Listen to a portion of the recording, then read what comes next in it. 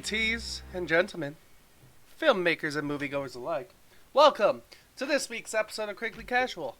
I'm your host, Srekcuf5, and joining me as always is I'm trying to think of a word that starts with D, the devilishly handsome DorkyDev. Say hi, Dev. Jesus Christ. That was bad. I could have said devilishly delightful DorkyDev, but... All of it. Bad. Alright, sure. Whatever. Fine. Jesus Christ. We all have our bad intros, and... Maybe you do. I have great intros. Oh, it says you. We don't have great intros here. Alright, so... I'm just hopping us in right into today's discussion about this week, because I don't really think there's much to discuss before we talk about these movies. Unless there's anything you wanted to say? No? Nope, nothing to say beforehand besides I will be not on Hardcore Game Night this week, and yeah, and then we have the live show Hard Podcast on Thursday, so. Alright. So, thank you, Chasing, for thinking that I was funny for a second. It's about time somebody appreciates me. Stop appreciating him, please. So, today, I've decided to call the show There Will Be Blood.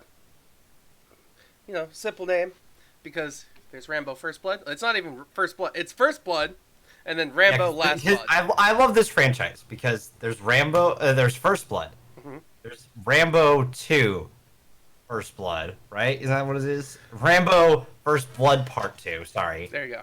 Rambo 3, Rambo, and then Rambo Last Blood.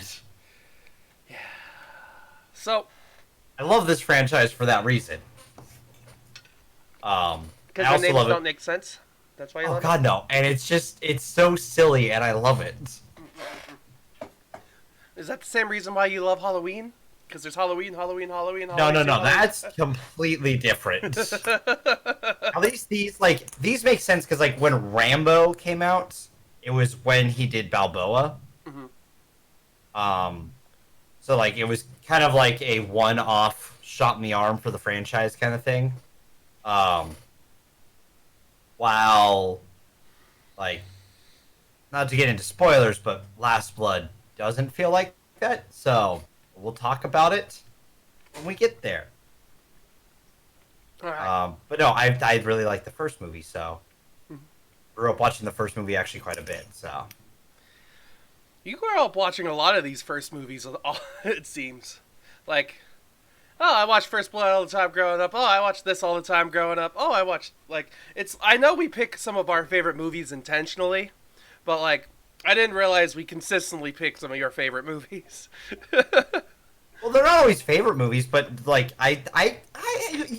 we asked for suggestions. I'm like, hey, we can do this and this. It's a suggestion and it works. It's just sometimes I don't realize because lately, especially when we have conversations about movies you've seen, our conversations are more like, well, this was cool, but now it's not cool. And I'm like, but it's still cool. Well, it's a different story. What was the other one that we had that discussion about? Because there was it, and then there was Would You Rather. I didn't grow up watching Would You Rather though, so that one was just I didn't like it after the third time watching it. It's one I just know everything that's happening, and it's just it really moves at a snail's pace after you know what's happening. Mm-hmm. I could see that. I understand where you're coming from on that one because it was your first viewing of that movie, and I'm like, I remember that feeling. But I swear to you, if you watch it 2 more times, Steven, you would be in my boat. All right. On that one. Well, we'll probably never find out since I barely. Yeah, don't ever. You don't need to go back and rewatch those. So, all right. So let's stop talking about previously. Let's start talking about this week and this week's movie. First off, we're starting with First Blood. Man, this movie it still does really good. It really good, especially the practical effects. It holds up so well. Yeah. I forgot whenever I watch this film, I've watched it throughout my life, right? Since I was before I was 10, probably twice. while like my teenage years, right, numerous times because it's on TV. My mom had the DVD, so like, want to watch Rambo? With I'd ask my brother, like, yeah, sure, why not? We can watch Rambo. And then we would play like Call of Duty or Ghost Recon or something like that, you know. And then I think this is the first time since I've turned 20 that I've watched it, and it just holds up still. Like Stallone acts really well in this film.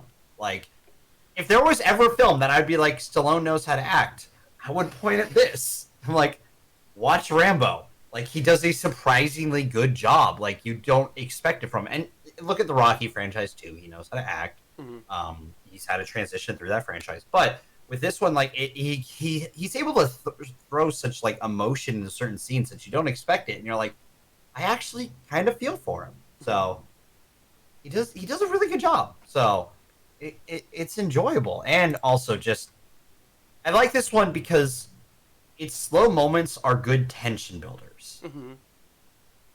It doesn't just be slow for slow's sake. It's slow to be like they're hunting him down, they're getting closer. He breaks away for a moment. There's a small confrontation for a second. He gets away for a second, and they're still chasing him. It's build-ups and payoffs, build-ups and payoffs, build-ups and payoffs until you get to the end where it's just this huge payoff, and you're like, so. No, I still like it. I still really like this film.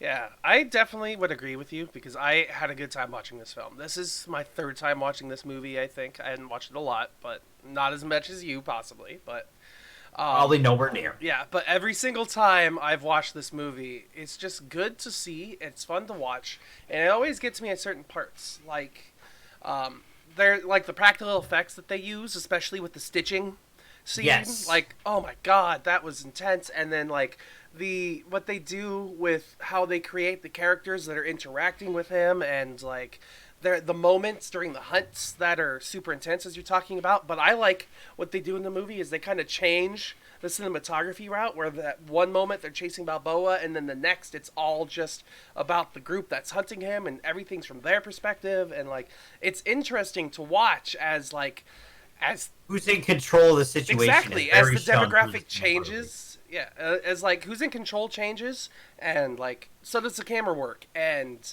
so does like everything in this movie, and it's really good. And like this is a good old school action movie that definitely sets the pace on why Stallone was one of the great action actors for the longest time, because he can act. You definitely feel for him, and the practical work is freaking great. So yeah, no, this movie does a great job, honestly, on everything it does. Practical effects look really good. Like, there's some booby trap scenes that, like, you see it, you're like, ooh, okay, that looks really bad. Like, like, the acting in this is really good. I mean, I'll say yes. With Stallone, he didn't really catch me with his acting for a little while. I mean, sure, in the beginning, you kind of get where he's going at and why he's acting his way. The middle part, I kind of was iffy on myself. But then once you got to the end, so it's like the beginning and the end. That end really got me. Yeah. That end is just tough. Yeah, especially. But Brian Dehaney, who plays Tesla, the sheriff.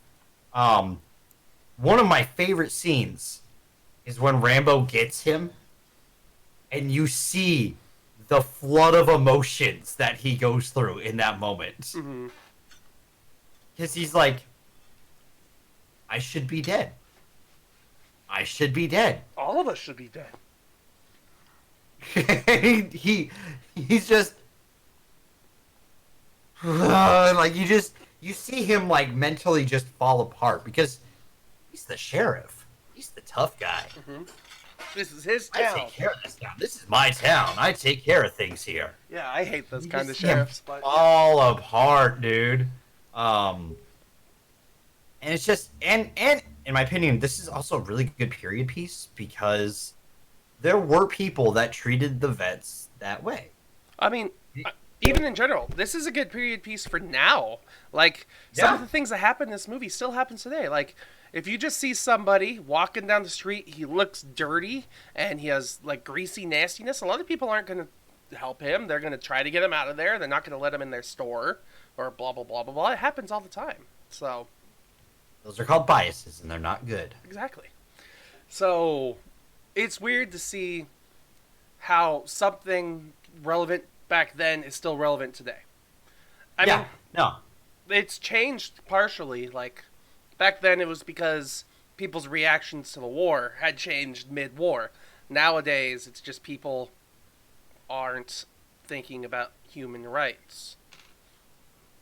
At least that's how I boil it down. So... that's a good way of boiling it down. But no, like, yeah, and like that, like it's really shown in Stallone's like last major scene in this film. All of that, and it's so good, and like Brian Dehaney does a good job of being someone you kind of, I don't want to say sympathize with, but you understand his character well enough to be like, I understand that you're gonna be who you're gonna be, right? You want to protect your town and all that stuff, but like you're also being a dick. You're just being an unnecessary dick. But at the same time, like you understand why like Rambo is doing what he's doing this entire film. Why Johnny's doing what he's doing this entire film. I love that, by the way. I love that he gets called Johnny in this film. Yeah, it's not it brings him down to a more human level. He's not Rambo, the man with the biggest kills in movie history. He's Johnny, a misunderstood vet. Yeah. Mind you, the sequels after this still, I love 2 and 3, just because they do go, they turn the coin literally flips and it just goes the complete other direction, in like insanity. But like this one does a good job of humanizing him. And it humanizes, like all the characters feel human in this. Like, so like there's some of the cops that are kind of like, why are we doing this, Chief? This doesn't seem fair. Yeah. Especially the young deputy. Like the whole time, he was the one with the moral compass, and all the others were like, "Hey, our boring little town's about to have some fun." kind of pretty much. And then this film just works on so many levels. Like it makes you, it puts the characters into a perspective and lens that you could understand them without making them one-dimensional entirely. You know what I mean? Like none of the characters felt like carbon copy.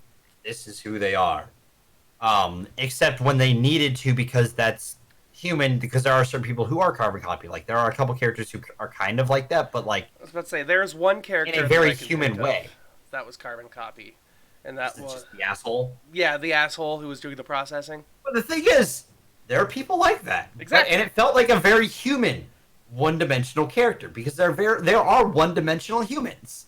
And that felt like one of them. I was like, I've met this guy before. This guy's an asshole. I've met many assholes in my life. Yeah. This guy's a one-dimensional asshole.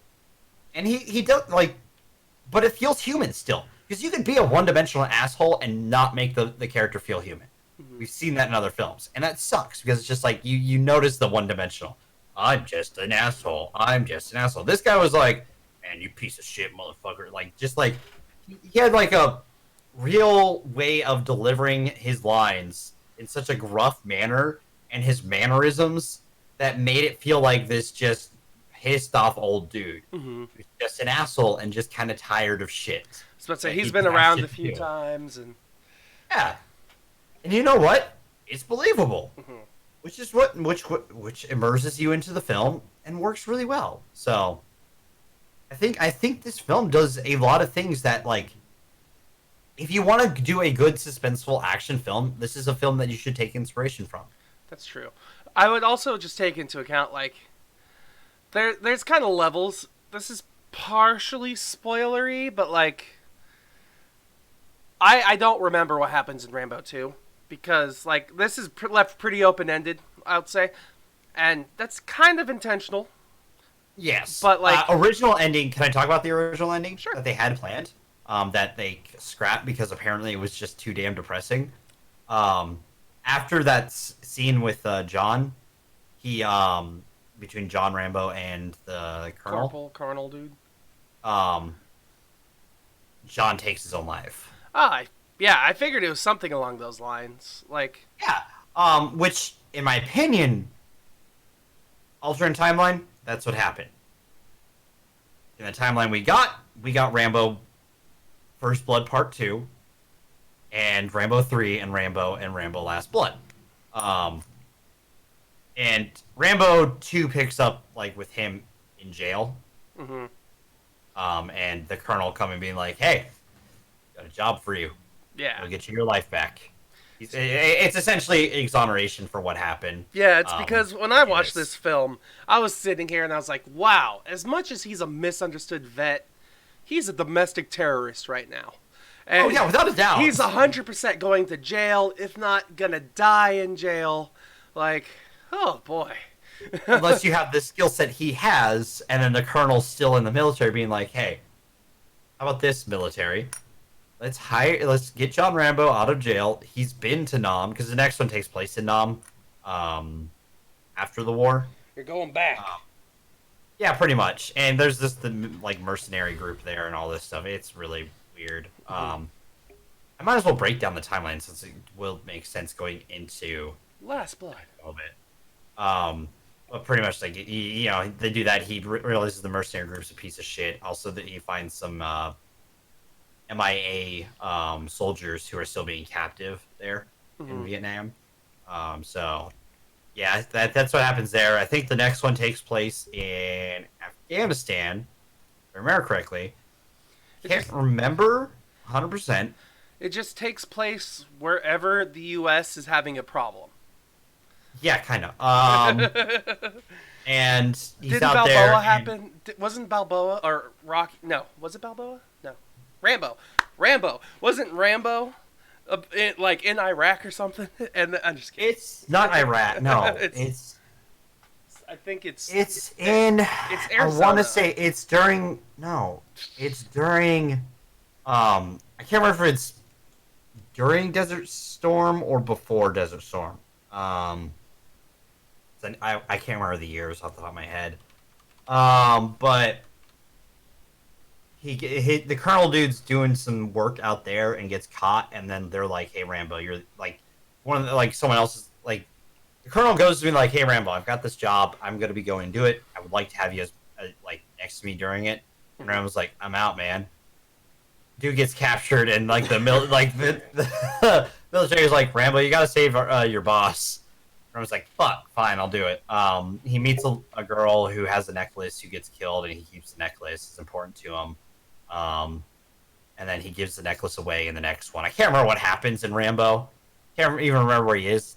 But like he ends it by going to Arizona. That was the most recent, the one right before Last Blood, is where he finished his relationship with his estranged father and moves to Arizona. Yes. But yeah, that's the Rambo franchise. But yeah, no, this one it starts it off in a very different manner than the rest of the films are. And it's different from the rest of the franchise in all the right ways. Mm-hmm. And it's a great film to want to learn from. If you take any filming thing, this is a film you should watch. I would agree with you, actually. So, like, this is definitely a movie that I watched in film school as like one of the basis for good action films. Yes. So, because it does a lot of good action things, especially, like I said, the use of practical effects and all the stunt work that they did. And, Jesus Christ. So, one thing that I have to say that I really love, which you kind of don't really get with modern movies, is their use of practical effects and like their use of practical blood, so like squibs and things. Like, in modern movies like John Wick, pretty darn cool, badass action film, but the blood is all digital. None of it's real. And you can kind of tell, and it's not quite perfect. It's all really fast, barely noticeable. But like with real physical fluids and like vapors and stuff. It lingers and it has all this weird effects that it does in the light, and it's kind of cool. So Yeah. it's just Yeah, and you know, stuff. I think eventually we'll get to a place where the CG looks like that, which will be cool. Because then people don't have to get covered in fake blood to like when they they don't have to have that particle thing happening every time in real life. But no, this movie does a great job with that, and it looks real. Like that's the thing with practical effects. Like I would compare personally, like if I'm going to talk about films from like 80s, 90s that are action that have really like stuck with me, this is one of them. And like if I'm going for suspense, it's gonna be this one and the first Mission Impossible or two that are just gonna be like practical effects for the most part until you really can't. And really cool helicopter scenes and like not bad acting. Yeah. So and stories you can follow. It works. It's a good film works. Yeah. So Dev, I'm gonna give you 10 popcorn kernels. How many of those 10 kernels would you give to the First Blood? For me, it's gonna still probably be about an 8.5 for me. 8.5. Yeah. Nice. It's one of my favorite films from that decade, honestly. So, 8.5. So with me, you're not far from me because I was gonna give this movie an 8. It's pretty good. Like, there's some things I left out. Like ultimately, sure, the story. Like I love everything that's going on in this film. But, like, it does at times kind of feel like a loosely put together action film. But other times it doesn't. Other times it's well thought out and put together. So it's like, it's weird. It has its I can't argue moments. On that point. Yeah, it has its cheap moments, but it also has its really good moments. So, like, there's that. There's a scene with an explosion that just, you're kind of like, Did he really make it out of that? That's probably the only scene. That's the only major scene. Like, that entire part could have been replaced with something else. But it still ends really cool, so fuck it. So, okay. So, are we done here? This movie, we're done? Yeah. Okay. Yeah, I think we're done with this film. All right, so we're moving on to our next film, the next movie, which, let me start this off, Dev, if you mind. So, you know how right now we're in the age of nostalgia, where it's just like, man, everybody loved this movie, let's remake it. Everybody loved this movie, let's remake it. We're at the part in our lives where someone is like, you know what? We should remake Rambo again. We did Rambo, we finished the story, but there's a couple of loose ties, so let's throw that back in there, but let's kind of... Was there? I don't know. But there's a couple of loose story ends that we could pull in here, and then we can, like... then we can really polish everything off by making an homage to the first movie. And what they did with this is they took beats from the first film, almost exactly, and then dumped everything else. Like, they're like, here's our framework. This is when Rocky does this in the mine shaft. Rambo. It's still same way. This is when, like in the first movie, this is when something blows up. This is when he starts killing people. And then they translated it over to Last Blood, took out everything that was important in the middle, and we're like, let's ship it. It's now just an action film. That's it. I wouldn't even say it's an action film. It doesn't get actiony until the end. And even then, those end action bits really just feel forced. Like... I don't care how angry you are. Are you really going to go to another country and chase this guy down just to get your revenge? He killed his brother. So, maybe. Maybe. I'll be honest. You kill one of my brothers, I might chase you internationally to kill you. Like, it's just, a lot of this feels like pretty forced. Trying to make the dramatic moments happen because we just kind of need them to happen. And yeah. It doesn't do it very well, in my opinion. Like, I will say, the end action scene, I enjoyed the end action, alright? I'll say yes. Even though it was forced to get there, it was fun. But that's kind of the only part of the film I genuinely enjoyed. Like, the rest of the film felt like a knockoff Taken. I was thinking that, actually, the whole time. I was like, this is discount Taken, 100%.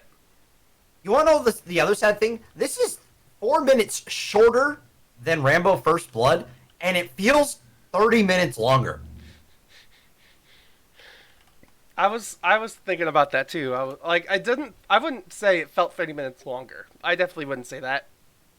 But it definitely didn't feel anywhere near comparable to the first film.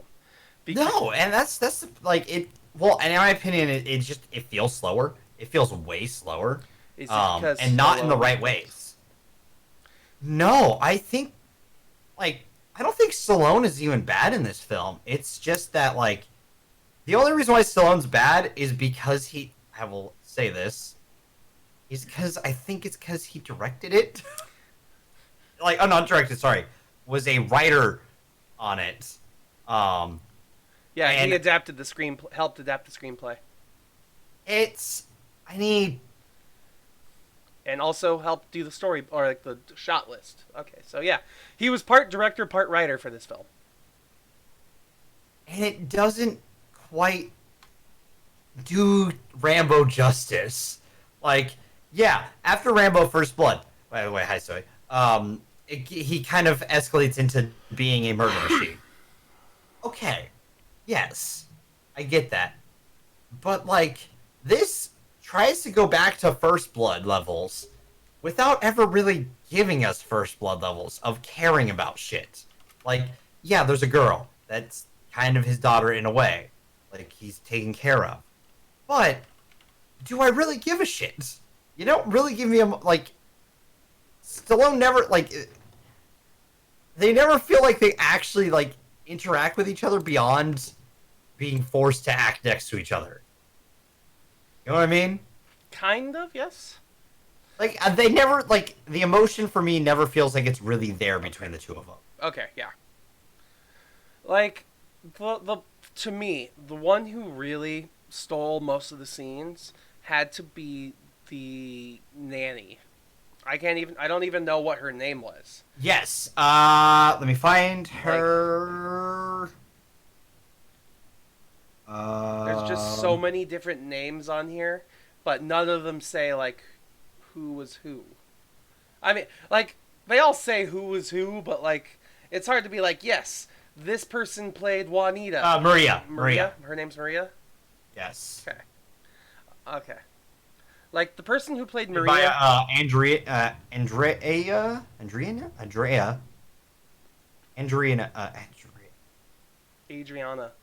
Adriana. Thank you. I'm a fucking idiot. I gave you a chance. Barraza. That sounds right. Adriana Barraza. Yes. You said that way more fluent than I ever could have. But she steals every scene she's fucking in. Yeah. Like. Which, I'm sorry, she shouldn't be stealing every scene she's in. Mm-hmm. And it, like, ultimately, I felt weird after watching this movie because I was trying to figure out, was there an underlying message that I wasn't seeing? Like, is this a political film in some way? Is there some, like, message about modern times like the other Rocky movie had?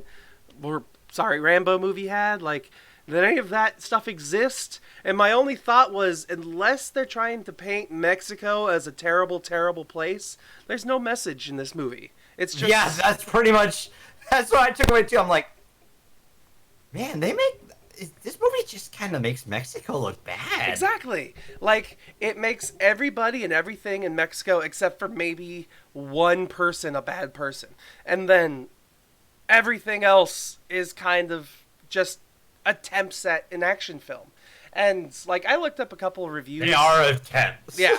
Like, I looked up reviews and things, or, like interviews, that's what I meant to say, interviews with Stallone beforehand, and he said that this movie took a long time to come out. It took 11 years from the last movie to this movie before it was released, essentially.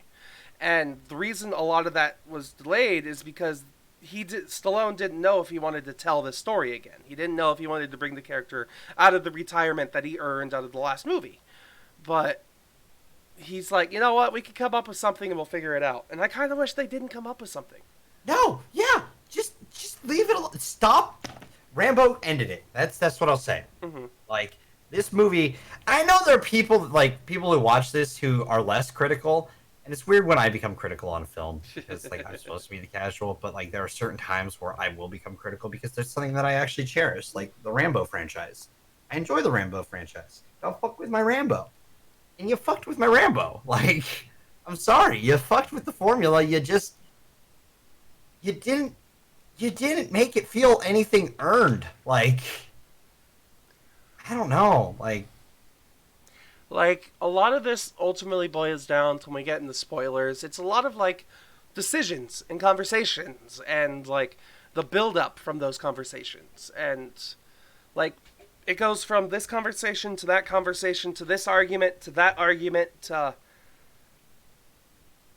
we're here for some reason and now Rambo's involved. And it's like, and then he gets involved, and then nothing happens, and then nothing happens, and then nothing happens, and then we have setup for the final fight, and then we have something happen, and then we have final fight.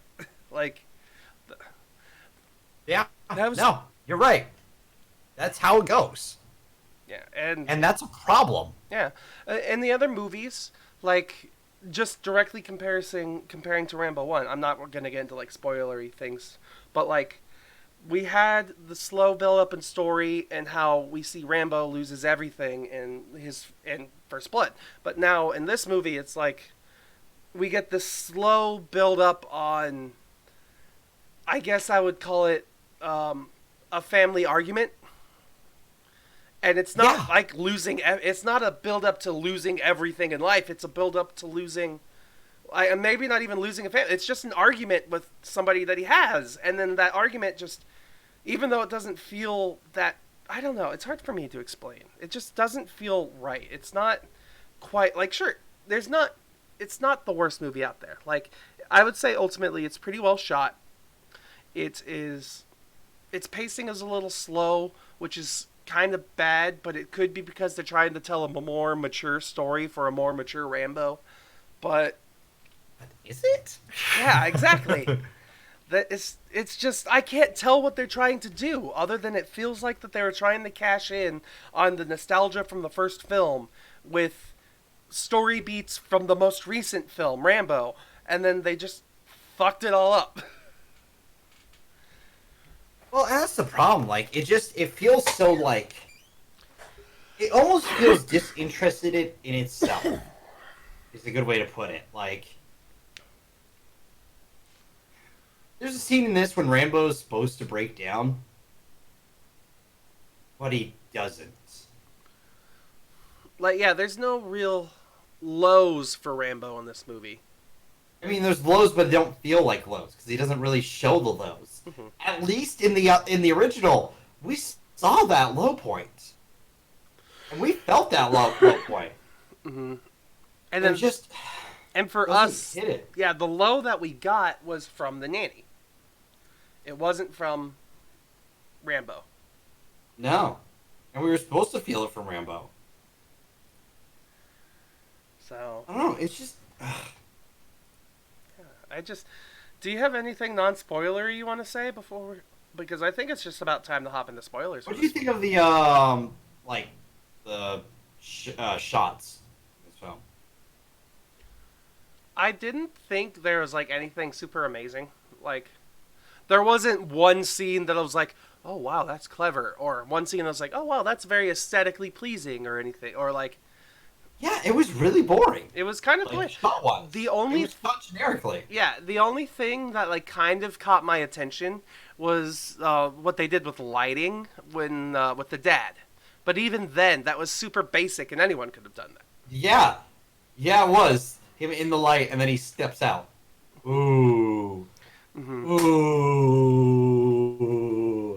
And he like angles his face down, and there's shadows, and based on which person you're seeing has different light on their face. It's like, oh wow, that's boring, but the most amazing thing you've done. Yeah, it does not like even the end doesn't feel well shot. The one part that I liked in the end, well, technically the two parts, I would probably say is the Wall of Fire. Okay. Because like when that started, it was cool, and then the practical effects with the last villain. But even those weren't quite perfect. I have some complaints about that one. Okay. On a weird level. But no, it never feels right, in my opinion. Like, it never feels like it has um its listing like of what it's supposed to be. Man, I read chat and my brain just read what I like said what I saw. It never feels like it's got it's like it never feels like it knows what it's trying to do. You know what I mean? Like it always like even like the cinematography, the music, like you kind of expect to see a like hear some of the Rambo music. It's not the most common music, but like you should be able to tell the theme when it happens. I'm trying to understand Soy's comment. I'm sorry. He's talked about it. He's got to sell his PC. Oh, okay. But yeah, it never feels like it's quite figured out what kind of movie it wants to do.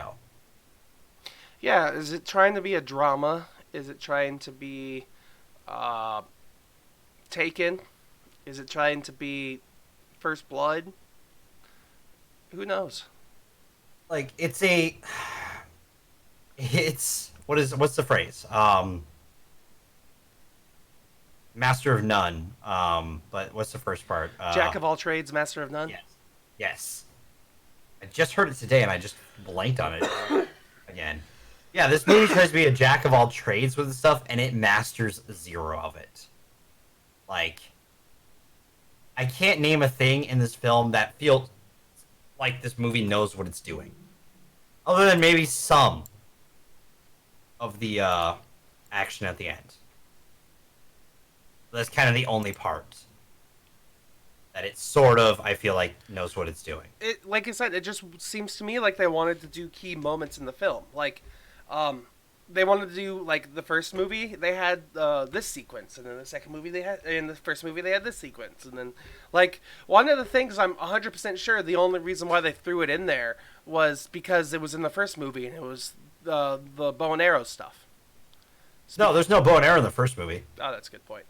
That starts in 2.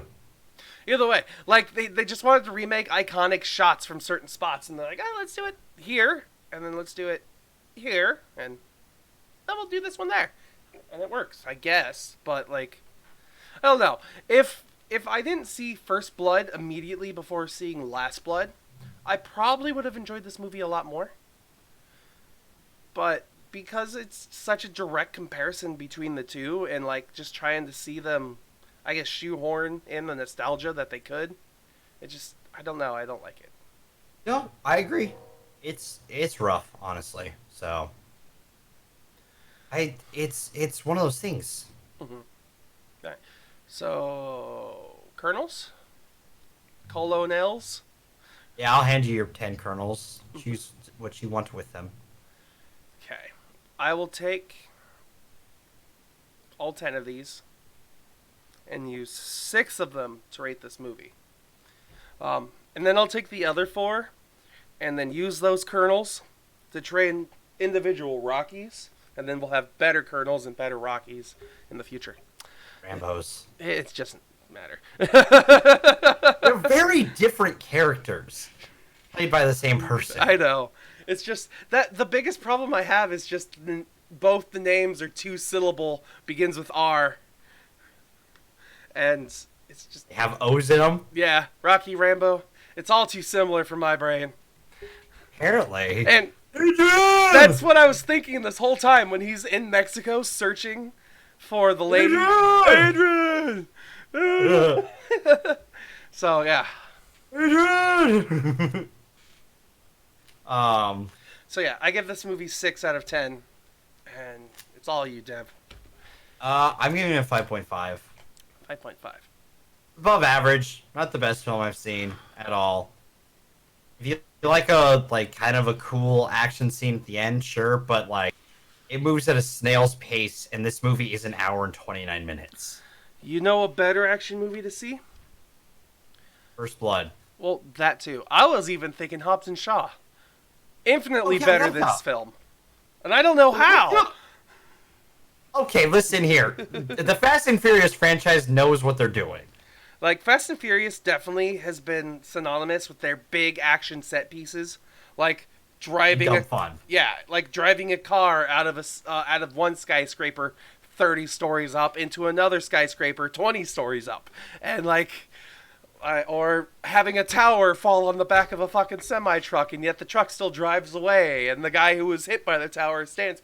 Like, that's all really dramatic, stupid stuff that like Need for Speed is known for, but it's fun.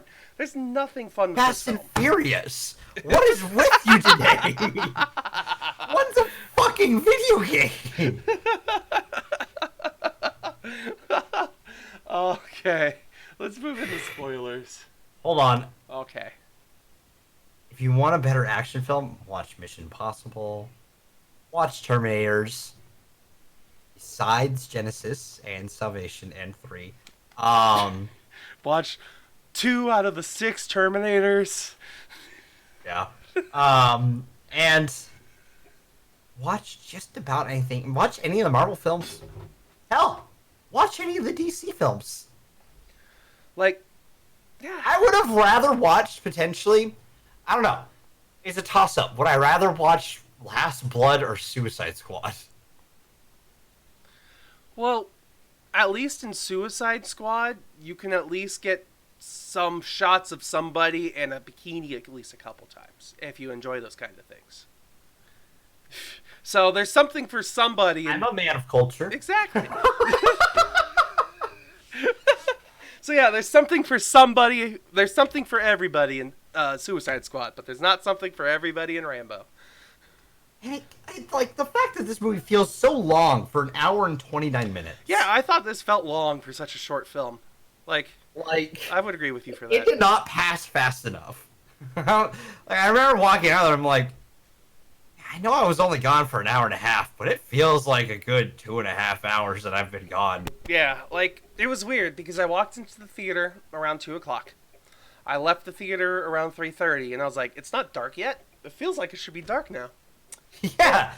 that movie, time passes like...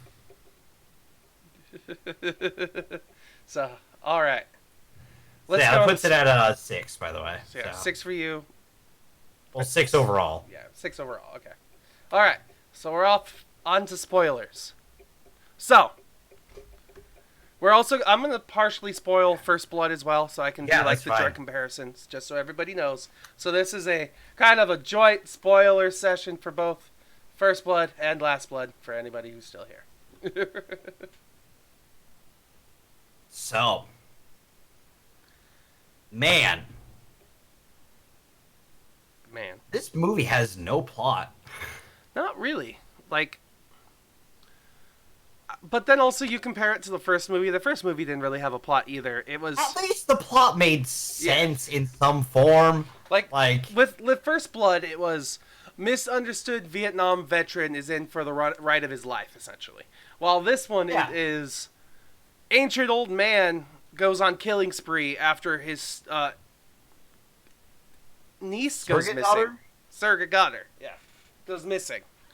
And even then, that rampage is very short-lived. And dude, that was such there is no action for this film, by the way, because like you have the scene where it builds up, and you think Rambo's actually gonna fight, right?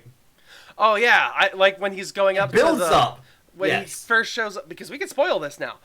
So anyone who does know, he's on his way to like the base. He goes to Mexico, and he's going to find his surrogate daughter, his niece. Yes, his niece. Which he's gonna find. Is she Carmen? I think so. No, Carmen was the helper. It's Gabrielle. Is it Gabrielle? Yeah. So yeah, basically, before we got here, what happened was Gabrielle was talking to Rambo about wanting to meet her father, because she's never really talked to her father after he disappeared when her mom died. So she finds out where her father lives in Mexico, goes to Mexico, finds out where he lives. He tells her, fuck off, essentially. And then in her confused, upset state, her and her friend Giselle, I think it's Giselle, it's Giselle. That's the one name I could remember on this movie, and I don't know why. She's not even... Is she even credited? Oh, there she is. I see her now. Yeah. Okay. But, like, they go to a bar, and then at that bar, Gabrielle gets picked up by human traffickers for children sex slaves, essentially. And Rambo goes in to the shop where Gabrielle is at. So we think He doesn't go in there. He gets the girl who kind of sold her out because she has her bracelet. That he's like, oh, this is her mom's. You would never give that up. Knife and table, intimidation. And then he goes to the bar. This is when we don't meet Carmen yet, but Carmen sort of tails him after this point because he goes and fucks this dude up. That was one part I did like, was seeing how he snaps the guy's collarbone with his bare hands. Oh my god! Like, he stabs the dude in the no, he doesn't stab the dude. He breaks the dude's collarbone just by punching it really hard with the back of the blunt end of the knife. He just that's right. hits him real hard and then stabs him in the leg. And the guy's like, ah! And then digs his thumb through skin and pulls the collarbone, snapping it. And you're just like, ah! That looks painful! Like, but he deserved it! So, yay! It's so interesting. Like, I'm an empath when it comes to that kind of pain. But I've never experienced the pain of a broken bone. So I have no idea how that pain hurts. But I'm sitting there the whole time like, if I could barely kind of imagine how that feels. Oh, ow. Yeah, you're imagining the worst pain possible. And then in your head, still like, not it's even enough. Probably worse than that. Yeah, exactly. Because it's a broken bone getting pulled. Yeah. And, like, the dude tells him, like, takes him where he's supposed to go and gets knocked out. And Rambo starts scouting the place and gets caught, like gets seen, and all of a sudden you start hearing like whistles from person to person.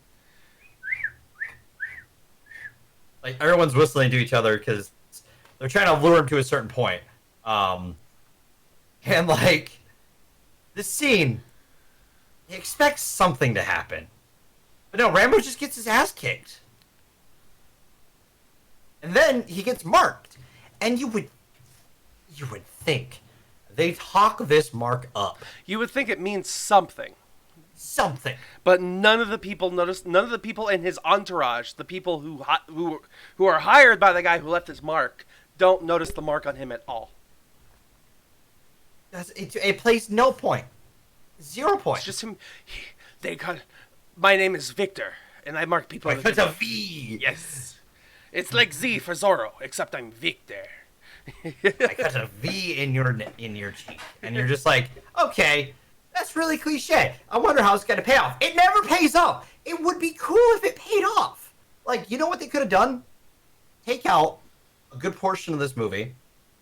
Like, he gets instead of him being knocked out for 4 days from a concussion, hey, he gets out of this situation with the V. Carmen helps him. He gets healed. Like, he doesn't heal up all the way, but he has the V still. And then he goes and gets Gabriella, who also gets marked. And Gabriella doesn't die. Because, spoiler, she dies. Like, partway into this film. It feels really early into this film, but it still feels really late into this film. Like, it's this weird point where you're like, yeah, this feels really early for this death, but also it feels really late to be happening. Like, especially because how they, like, when the bad guys talk about the deaths in this movie, it's like, you try to run and I will kill her, or because of you, I'm going to show extra special attention to this girl, and like, nothing, like, we don't get to see, like, sure, maybe it's kind of for our benefit as the audience, so we don't have to see these atrocities of, like, human trafficking and slavery happening. But still, like, we don't get to see any of the bad things that happen. She just essentially... You just see her get drugged occasionally. Mm-hmm. And that's it. Well, Balboa's Rambo... Jesus Christ. ...is just passed out, healing. It's almost like the Batman movie, where... Batman Begins? Yeah, well, no, last week, when... yes. Batman had a head injury, and then the head injury meant nothing. It's like... Yes, that's exactly it. And we had problems about that. And I have problems about it here. Like, these things don't have any form of payoff. And then, like, he goes in to one of the joints and somehow figures out this is where she is. Yeah, he knows the exact one of the houses that they own because I'm assuming that they have multiple. But Yeah, because this is not where she was before. This is a different place. yeah, And somehow he knows that she's there. Unless he's gone to other places and brutally fucked them up. And in which case, show us. yeah. Instead, we get one scene where he walks in there and just kind of cuts everyone up. Yeah, well, I mean, we get to see him kill all of the patrons, but none of them. One of them didn't die. Yeah, but yeah, they weren't even like a part of the gang. So he's just brutalizing people who are taking advantage The first of people. three ones were the gang Yeah, that he kills right away. yeah, and then everyone else is just customers. Which sure they deserve to die anyways for taking a part in this, but mindless death that didn't need to happen. The girls didn't run away because they were scared for their lives, even though they're already, objects and not people.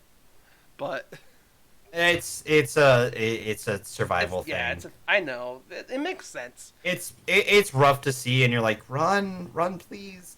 And then he finds Gabriella's room, and like, he gets to the truck. They start driving away, and like Victor and what's the other brother's name? I think it was like Hugo. Get there, and Victor's like, you should have let me kill him. Yeah, brother, you're stupid.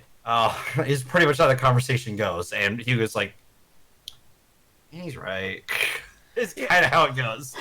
That's one thing I didn't like about this movie is like they tried to put up this conflict between the two brothers, but But it never pays off. Yeah, it doesn't even matter. Like there's at no point in any time is there ever a discussion like, oh, this brother's in charge of this and this brother's in charge of this, and like, I don't know. It's like it's almost like they have an established hierarchy that they're not talking about except for in these exact moments in time where we get to see it.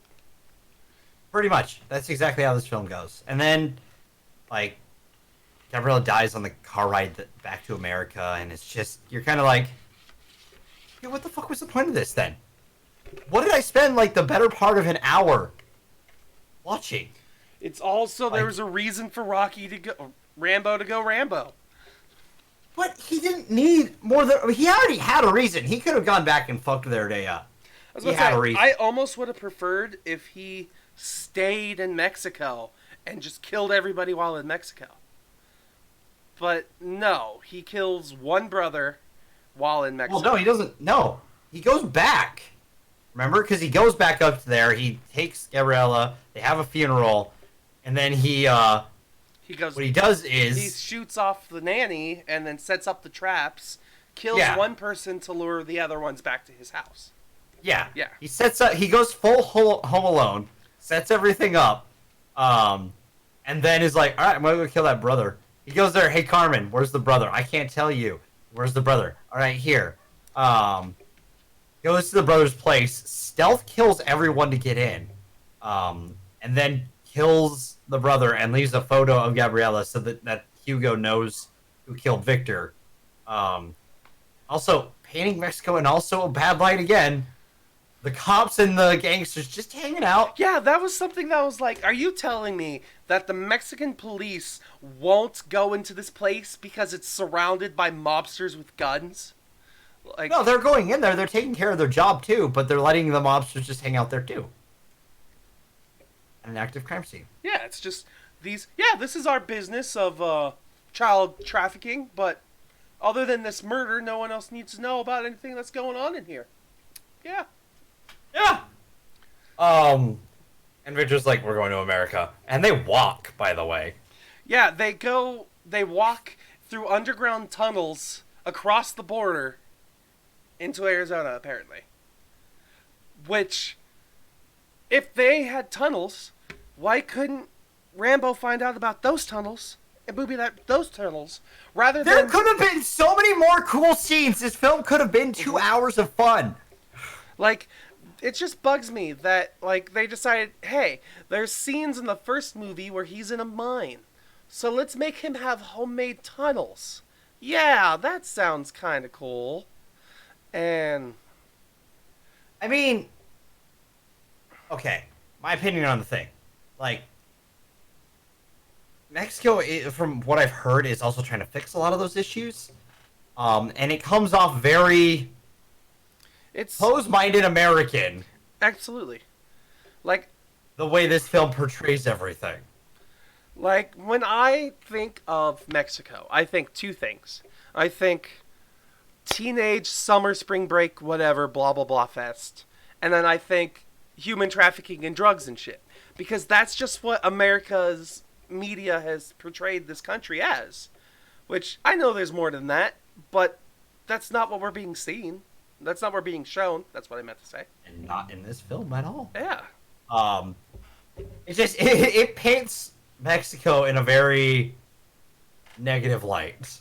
But yeah, no, they walk to America, and they get to the vehicles there. Which at that point, why didn't you just drive through? Like, why didn't you have fast fucking 4 tunnels and drive there? Like, I mean, Rambo managed to make it across the border no problem at least twice, so I don't know why we had to see that they had specific tunnels, but we did. no, because there's no setup nor use for them. So because we have the tunnels at the farm that have just been dug there by a Rambo for no reason. He's just been for the last 11 years building tunnels underground. Who knows why? Because he's a little crazy. And then we get the end scene where the gangsters end up there and they end up getting blown up and dying and Which all this visceral felt ways. really uninspired to me. Like, don't get me wrong, it was cool to watch as we get to see Rambo doing his badass nonsense of him destroying everybody because of how prepared he was. But I Yeah. was also thinking, this feels super uninspired because they wanted to do the booby trap thing from the first movie. And Mission Impossible does it better. Like, the gun set up and then the running through the tunnels and all this stuff. Even John Wick does it better. And, like, It does not feel good. Like, it feels... The way it's shot never feels, like, quite right I either. probably would have liked it a lot better if we got to see a fist fight of some kind. But we never got to see that. It's all just booby traps and long-distance gunshots. Or close-range shotgun shots. Or maybe where a knife John throw. has, like, definitive advantage this entire time. Like, Exactly. there's never a moment where John gets shot twice, but only because he kind of lets it happen. Yeah. Like, it never, and even when he does get shot, it doesn't feel like he's at a disadvantage now. Like, at least in the first Rambo, when he gets his arm messed up, you're like, man, that might affect him going forward. It doesn't affect him too much, but, like, you see it. You know, you're a constant reminder of it, and it lasts through the entire length of the film, pretty much. Well, this is at the very end, and it doesn't matter. Because Rambo's just gonna cut the dude's heart out, and you're just like, I hated the arrow scene, by the way. Yeah, like, I hate how it's shot.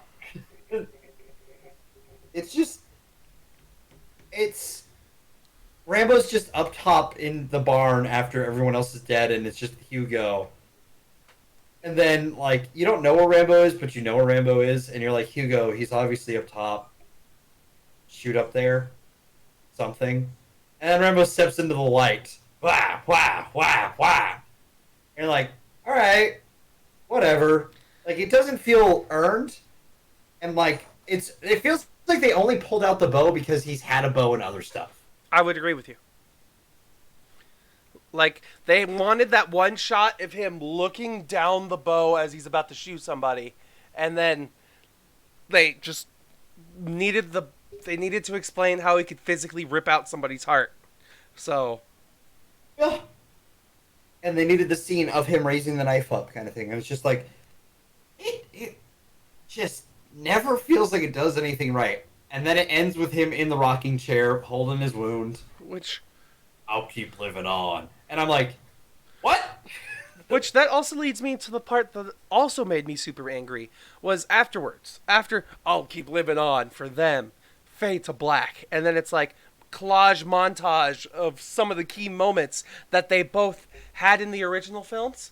And then the exact same film we just watched, we get to watch those My flashbacks. God! And then because they decided that they didn't actually tell a good enough ending. They used the flashbacks to show us that Rocky rode off into the sunset on a horse for some reason. Still alive. He's lost blood. Let him die, please.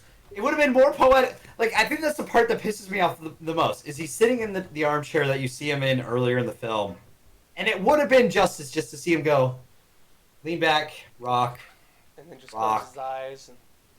closing his eyes, rock, slow rock, slow. Dead. Stop. Yeah. It would have been fine. End. That would have been a way more powerful end. Even then, ambiguous. that would have been a better ambiguous ending too, because people could be: is he dead? Is he alive? That would be a debate for the ages, and that would have made. Even if his eyes were open, like I'm just kind of looking off, right? And I'm kind of stop. Does he see something in the distance? Stop for a reason. Which would have been very Walter White. So yeah, there's so many better ways to do this end, and they don't do it, and then you see what actually happens at the end during the credits, and you're like, wait, so he rode off into the sunset? I saw that because I looked down. I was like, so we're just getting cuts to the next one. I went in, and I real quick, any post credits? No. Looked back up, and I saw him riding off. I'm like, yeah. When I looked online, it was like there are kind of post-credit scenes. The post-credit scene is the montage of the key moments from the previous films. And this film, oddly enough, where it tells a better story at the end of what happened to John Rambo. I was like, what? does not tell a better story. No. For the end. If anything, it adds more fuck to it. Yeah. So, I mean, I think that's it for us on this one, unless you've got anything else you want to say. Nah, at this point, that's it. Fuck it. All right. Well, we're done with spoilers. We're done with Rambo. Stallone's done with Rambo. We're moving on. It's time for the news. I've got nothing. Yeah, we didn't really have much this week. We didn't really look too much this week because we worked a lot the last couple of days. I worked late today, so I didn't get time to look either. So. Let's see. What's his name? Suicide Squad director. Oh yeah, James Gunn. James Gunn released photos from production, video production today, because they just started production of the film. So He's on Twitter? I believe so, yeah. So if you want to see that stuff, you can look online and see production photos from, the Suicide Squad movie being made. Let's see. There was. I don't see any shots of the actual photos of set pictures, but looks like a picture of him with some of the cast. That's cool.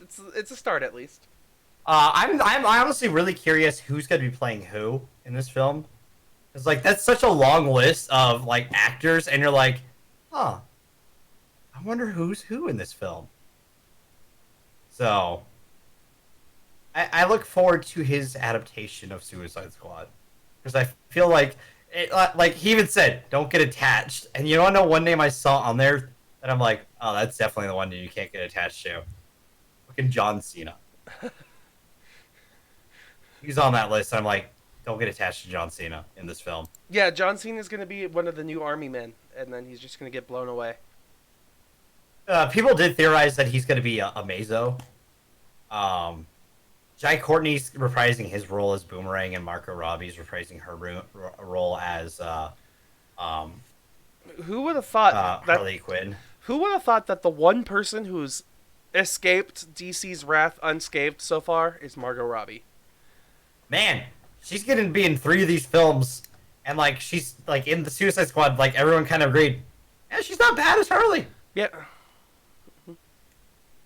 And we'll see come Birds of Prey how that goes. There's also talk of the Batman movie with Robert Pattinson.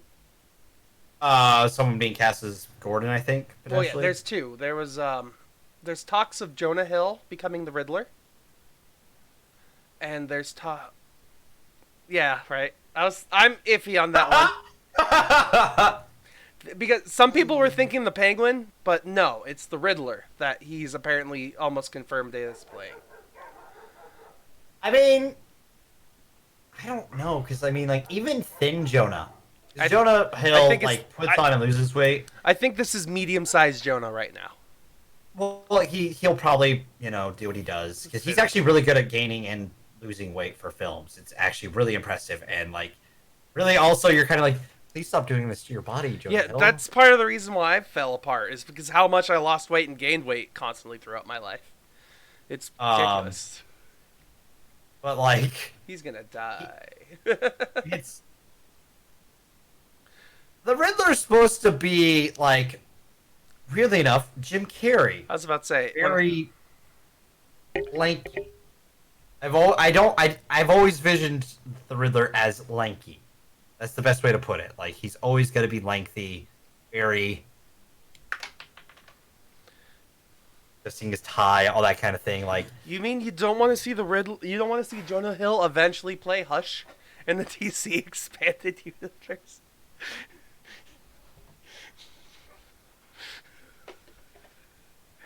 I would lose my shit. Also, they're gonna cast Jeffrey Wright as Commissioner Gordon. Which, have you seen Westworld?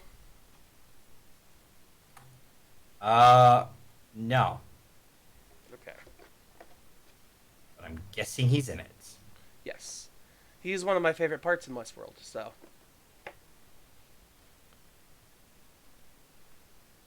Westworld. Jeffrey Wright.